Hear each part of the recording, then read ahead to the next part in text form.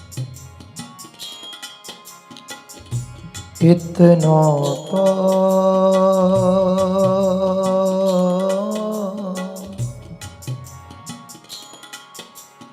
भवहु हंसी हो।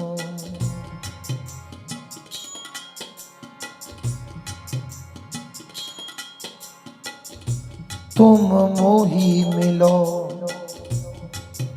मिलो ना कृपा निधि, मोको ढूंढत तो भटके हो।